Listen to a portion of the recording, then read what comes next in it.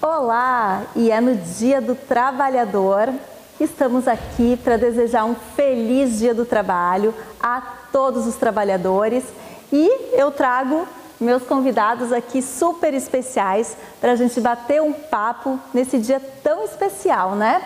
Tenho aqui ao meu lado, então, o Renato Zanella, sociólogo. Seja muito bem-vindo, Renato. Um feliz Dia do Trabalhador para você. Muito obrigado, igualmente a todos que nos assistem e aos colegas debatedores. Muito obrigada. Aqui, ao meu lado, a Thaís Souza. A Thaís, ela é ativista, né, Thaís? E estudante de psicologia, quase se formando, né? Seja muito bem-vinda, um feliz Dia do Trabalho para você. Obrigada. Agradeço primeiramente o convite. Acho que a gente vai ter uma tarde ótima de Tenho conversas certeza, interessantíssimas. O prazer é nosso. Aqui do meu lado, então, a Lenite Bombassaro. Lenite, professora, orientadora educacional estadual, né, Lenite? Seja muito bem-vinda aqui na Mais TV. Um feliz Dia do Trabalhador para você também. Daqui a pouco a gente vai conversar um pouquinho, tu vai me contar todas as suas histórias, né? Ok, muito obrigada pela oportunidade. Me sinto honrada de estar aqui, representando os professores também, né? Muito obrigada. E aqui do nosso lado, então, a Marinês Gosman. Né, Marinês? Administradora e consultora de empresas. Seja muito bem-vinda e um feliz Dia do Trabalhador para você também. Muito obrigada. Obrigada pela oportunidade de estar aqui e de compartilhar um pouquinho do nosso conhecimento com vocês. Vamos lá, então, fazer essa conversa ficar super leve, esse bate-papo bem descontraído, com profissões bem distintas, até o Renato e a Thaís, na verdade, assim, né, se complementam, isso aí. Renato, vou começar contigo, me conta um pouquinho da tua história, como surgiu essa paixão, essa vontade de ser sociólogo? Tu acertou na paixão. Viu só? Acertou muito na paixão. Eu sou um apaixonado pela sociologia. Tanto que eu estava fazendo direito, né? Meu pai era tabelião, eu queria que os filhos fizessem direito para continuar. E eu, assistindo uma aula de sociologia, resolvi, no final do curso de direito, trocar de curso. Olha só que interessante. Para o susto da família, né? Que no início não entendia bem o que fazia um sociólogo. Sim. Era uma profissão que não era muito divulgada na região, no estado, eram poucos sociólogos, e eu deixei o direito, então, para fazer sociologia. Por isso que eu digo da paixão, foi uma paixão, a primeira aula. Olha que legal. E estou até hoje exercendo esta profissão. E acertei, então, com a paixão. A gente conversou um pouquinho ali fora e eu acho que a gente acaba, né, observando isso de quem ama realmente o que faz, né? E acertei, então, viu? Tá, que bom. A Thaís, depois a gente vai conversar mais, tá? Thaís, me conta então, como surgiu o teu desejo de fazer psicologia, faculdade de psicologia? Você como ativista já, né? Uhum. Qual é a tua idade? Eu tenho 24 anos. Uhum. Né? E eu acho que temos muitos diálogos aqui, porque antes de escolher psicologia, ingressei em ciências sociais na UEL. Porém, no meu primeiro semestre, percebi que não era muito o que eu queria, porque sempre me interessei por algo em que eu pudesse atuar, agir na sociedade direto com os sujeitos, né? E percebi que a sociologia me daria meios, na verdade, quando comecei a faculdade de Ciências Sociais, gostaria de ir para a área de antropologia. Mas aí percebi que isso me daria meios de produzir muito conhecimento, porém a atuação, sujeito com sujeito, cara a cara, olho no olho, agir na problemática do sujeito, talvez eu ficaria um pouco mais limitada, me sentia dessa forma. E aí já conhecia pessoas que faziam psicologia, né? Já tinha pensado nisso no meu ensino médio. Mas aí, depois que desisti do curso de Ciências Sociais, isso foi em 2016, em 2019 ingressei em Psicologia e aí me encontrei, porque ali eu conseguiria mesmo estar com o sujeito, olho no olho, e pegar a questão com a mão e fazer. É a paixão, como eu falei, a paixão. né, do Renato. Isso aí. Gente, e assim, ó, dá pra ver no olho das pessoas, entendeu? Que elas amam realmente o que fazem, né? Então, que bom estar conversando com vocês, né? E observar tudo isso. Bom estar aqui também. Que bom. Eu vou pro lado de cá agora das meninas, né, também. Deixa eu conversar primeiro com a Lenite. Me conta a tua trajetória, tu me contou um pouquinho, né, ali nos bastidores, Lenite. Me conta que a tua história é tão bonita também com a educação. Fala um pouquinho de ti, da tua carreira. Olha, é interessante porque eu comecei a minha carreira antes de começar a fazer magistério. Meu Deus! Há muito tempo, né? Em 82, naquela época não se tinha como chegar até as escolas, a não ser a pé ou de bicicleta. Eu acompanhei a minha irmã, que estava grávida, e senti um gosto muito grande em perceber que ela ensinava aquelas crianças a ler. Sua irmã era professora. A minha irmã também é professora. Que linda! Isso. Aí comecei a sentir esse gosto. Ela se licenciou e a prefeitura aqui de Guaporé me contratou para trabalhar na escola. E nesse tempo também a prefeitura teve umas bolsas de estudo, sortearam para os professores que não tinham feito magistério, e eu era uma delas, e graças a Deus fui sorteada e fiz meu magistério gratuito lá em Estrela, no Estrela da Manhã. Nossa, que E aí história, hein? comecei a minha carreira assim, E alfabetizando. E hoje em dia tu é orientadora, né? Sim, eu lecionei 30 anos como alfabetizadora, né? Começando aqui pelo município de Guaporé, fui passando até chegar no município de São Valentim do Sul, depois me aposentei, mas eu já tinha, em 94, feito um concurso para orientação e consegui passar, e até hoje eu estou lecionando. Não é lecionar, porque a gente trabalha com os alunos de uma maneira diferente, mais tipo, interno, mais ou menos que nem o psicólogo faz uns atendimentos só até ali para depois encaminhar para o psicólogo, né? Muito legal. E fazem 28 anos que eu estou trabalhando nessa escola em São Valentim, a Escola Estadual de Ensino Médio Silvio Sansão, uma turma de professores maravilhosos, né? Os gestores também muito bons de trabalhar. Tudo Me tem sinto harmonia. feliz. É tão importante ter essa harmonia toda no ambiente de trabalho, né, Lenite? Não concorda comigo? Sim, é verdade. Porque aí a coisa flui, aí a gente tem vontade de sair de casa para trabalhar, a gente tem vontade, né? Tudo fica melhor, né? Sim, mesmo, é verdade, porque quando a gente faz um trabalho em grupo e que esse grupo ele tem uma harmonia, o trabalho fica bem melhor, flui assim, né, com facilidade, e a gente tem retornos muito bons. E querendo ou não, o nosso trabalho, né, é a nossa segunda casa, né? Então Verdade, a gente tem que ter uma leveza no ambiente, né, para dar o melhor.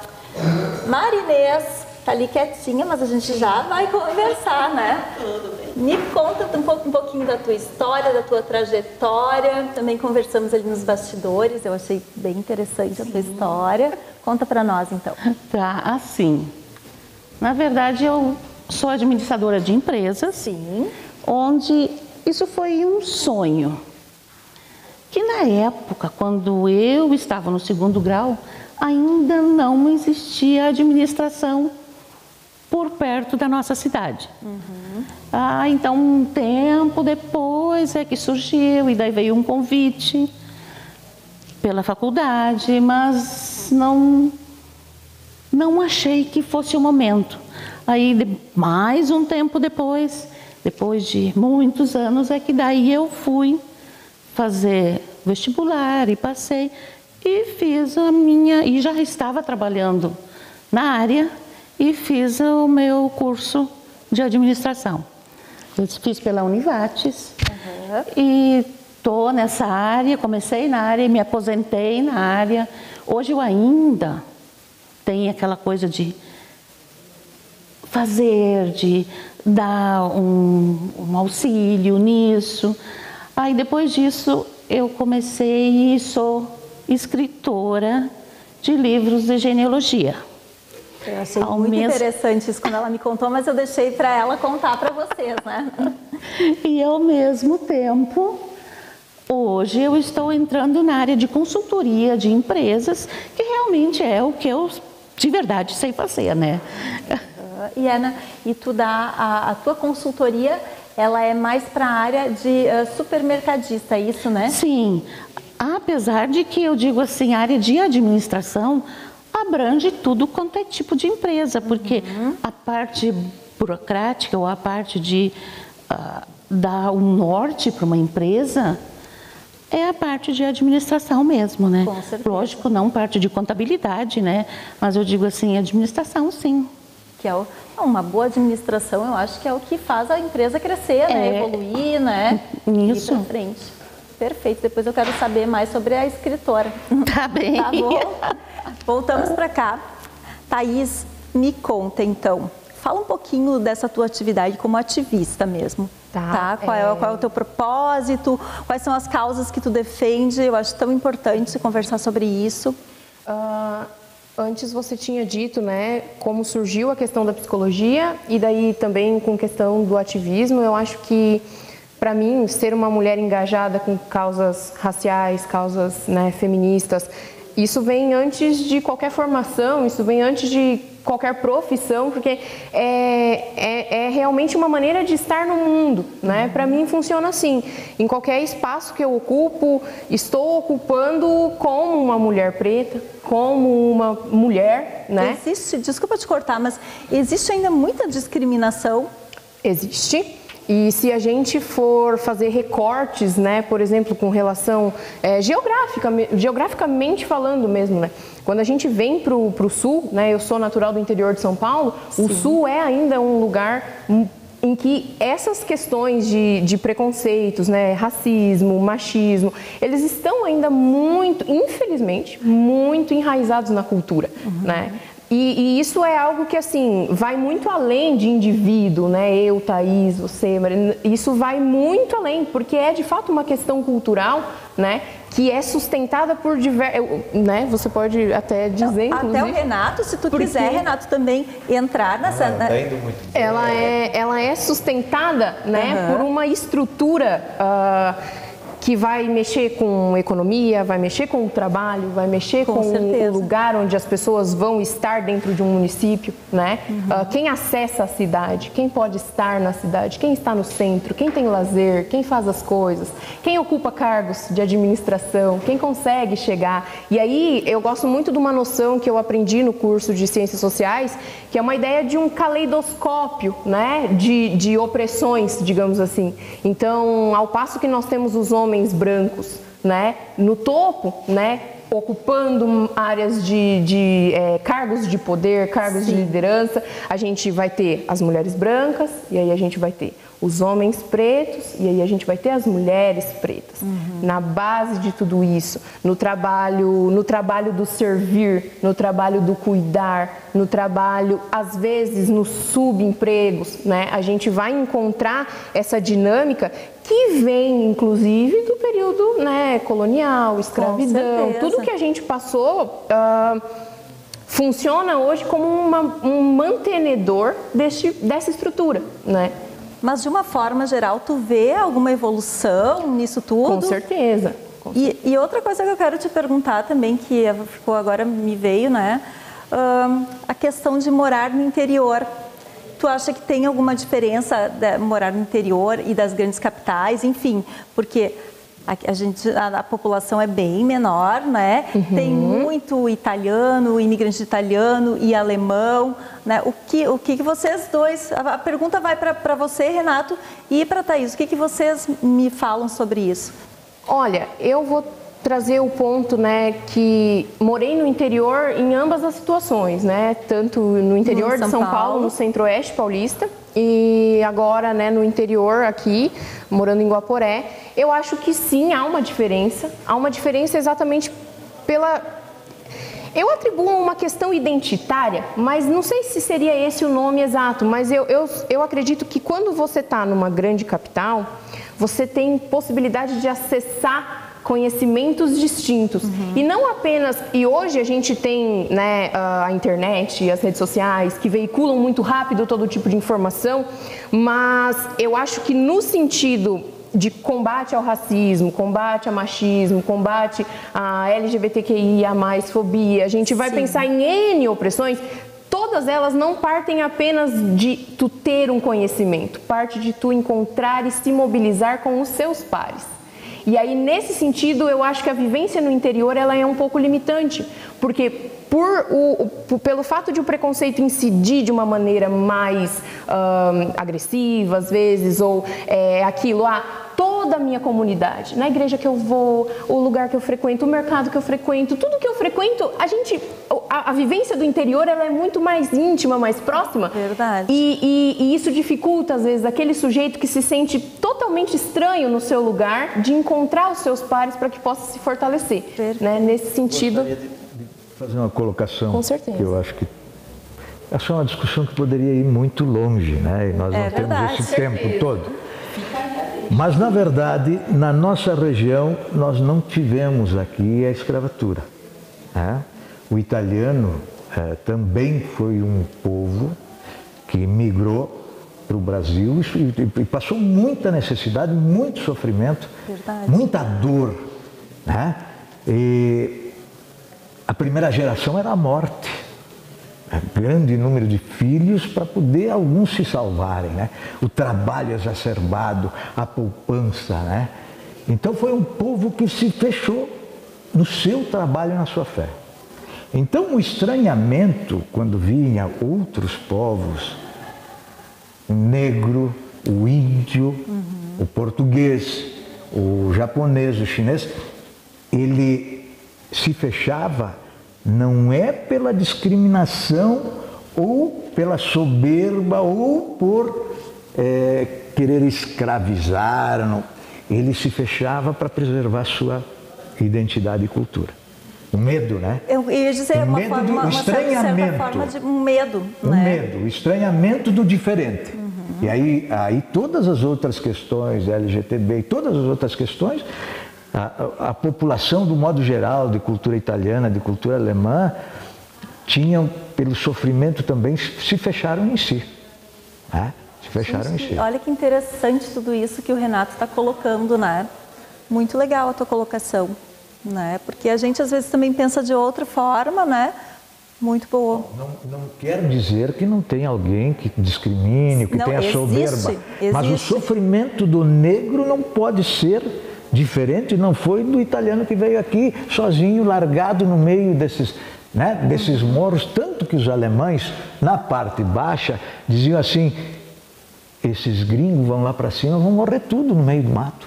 É um assunto realmente, né, que dá pano para manga, exatamente, né, é muito, mas, né, bom a gente saber ter essas explicações também, né, para evoluirmos também de certa forma, né?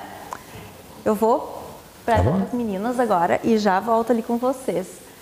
Me falem um pouquinho, né? Que querendo ou não, vocês têm profissões distintas, mas parecidas, né? Vocês, a Lenite, ela é educadora, né? E orientadora, né? Me fala um pouquinho mais, Lenite. Dessa questão assim das escolas, como é que está sendo?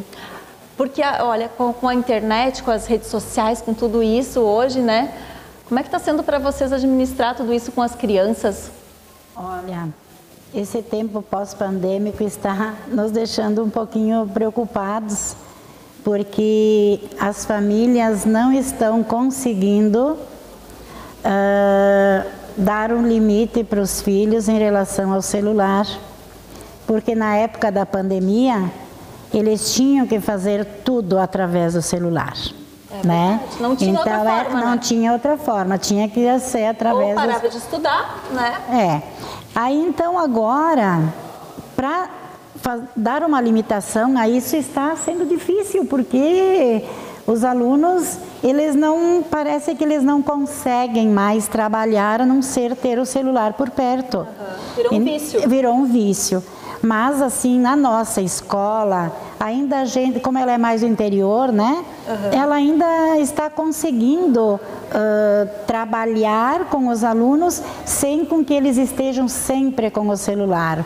Porque a nossa escola, ela dispõe de uma sala de informática, onde que tem computadores, né, 30 e poucos computadores, então a classe toda vai lá, não tem problema, tem acesso, tem internet, a nossa escola. Não precisa o aluno ter um celular na escola, né? E ainda nós temos alunos mais do interior que não tem celular ainda. E eles já estão no sétimo e no 8º ano. Tem alunos ainda que os pais ainda não compraram celular. De certa forma, que bom, né? Então, e a gente sente, é bom, mas também perante aos colegas que todos têm, eles sentem-se um pouquinho inferiorizados.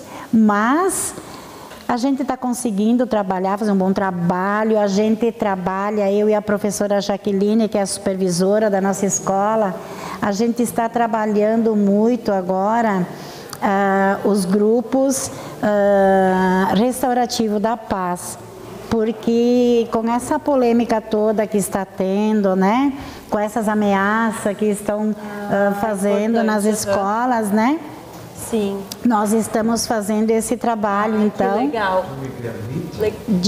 Nós estamos trabalhando muitas professoras com crise de ansiedade, pânico, e as crianças com crise de ansiedade, pânico e muita gente com depressão nesse período. Né?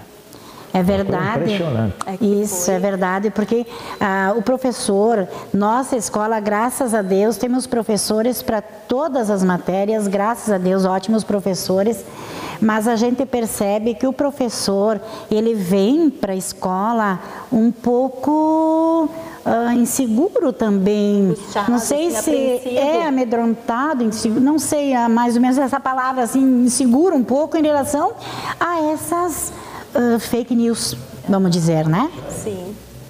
Porque o aluno não é muito bem informado e ele vai passando isso. Sim. Né?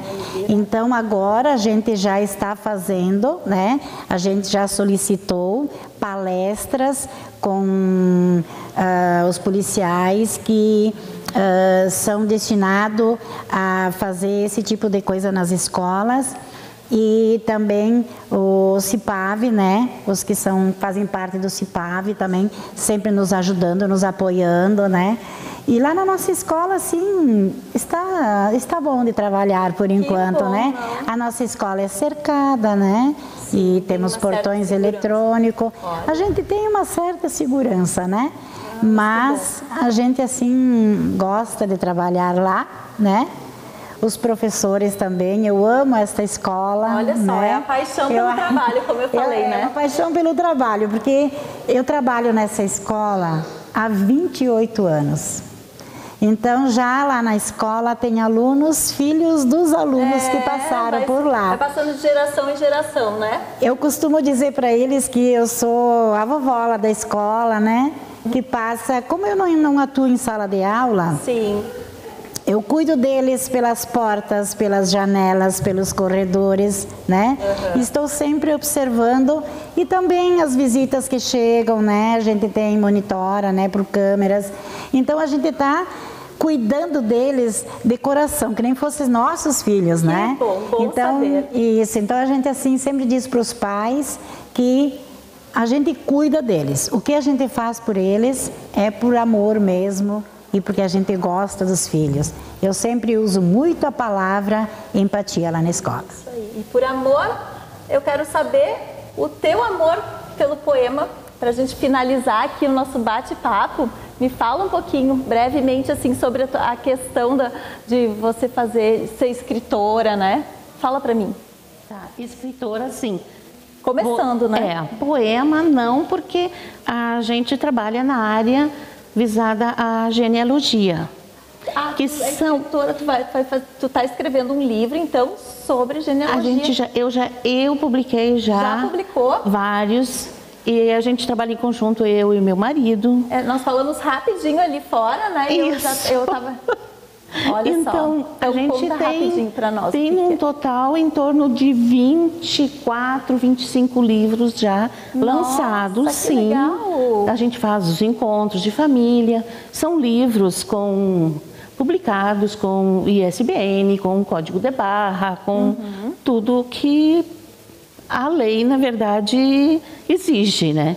Mas a gente faz o livro de genealogia, então a gente vai à pesquisa de campo, muito, e pesquisa nas famílias e vê os bisavós, os tataravós, toda o que veio, as pessoas que vieram, tudo documentado, que vieram da Itália, que vieram da Alemanha, que na época não era Alemanha, né? Mas tudo documentado, registrado e comprovado como foi a vinda do imigrante para a nossa região, para o Rio Grande do Sul. Como o nosso colega falou, nada fácil, nem um pouco fácil. Então eu digo assim, foi uma vida muito árdua, muito trabalhoso, muito judiado. Porque hoje a gente diz, mas não está fácil.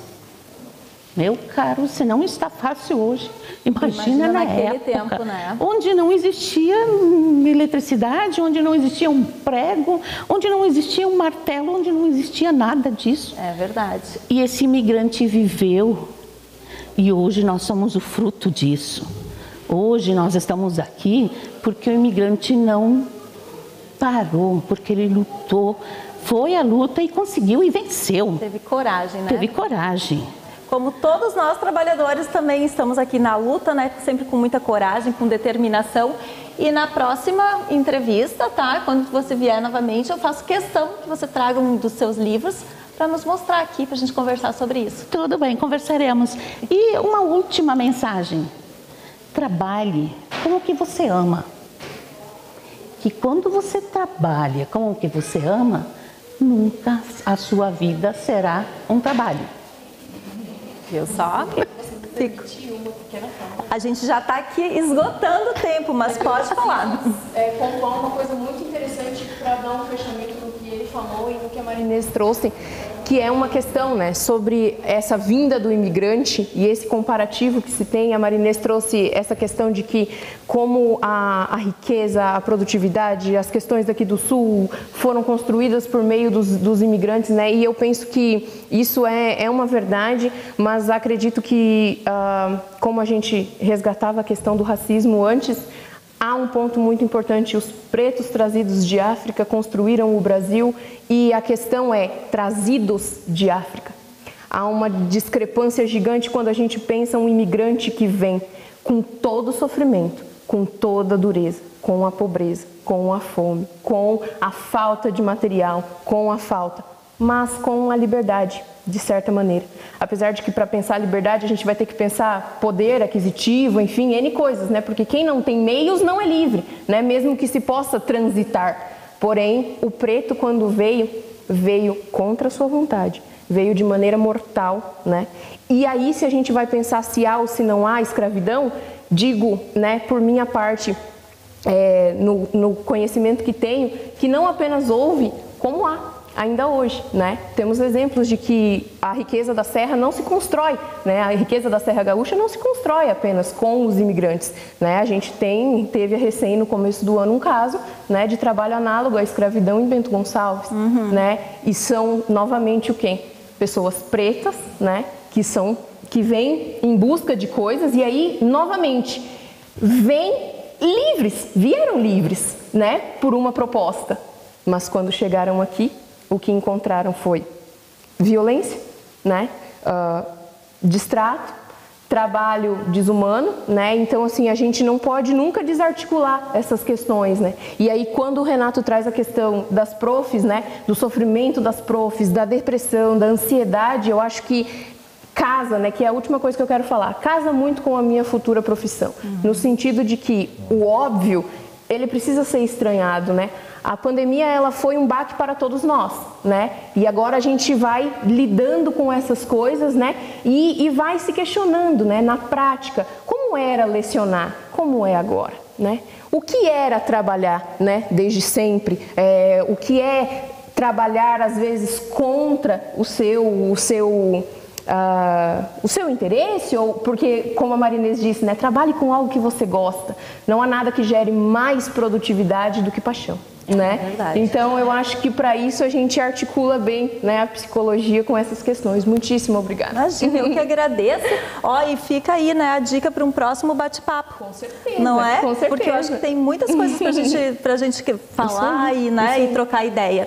Isso aí. Gente, eu agradeço de coração. Renato, obrigada pela tua participação, por ter vindo, tá? Obrigado a você pelo convite. Thaís, muito obrigada. Muito bom falar contigo, conhecer tudo isso, a tua história. Foi um prazer. Lenite, obrigada de coração também. Muito linda a tua história, viu? Saber que tu começou lá junto com a tua irmã, né? Acompanhando ela. Marinês, muitíssimo obrigada, tá? E a gente se encontra. Vamos marcar todo mundo para uma próxima conversa. Gente, nos acompanhe. @AMaisTV, @amais.tv nas redes sociais, Instagram e Facebook, e nos siga também no YouTube. Um beijo e um feliz Dia do Trabalho a todos.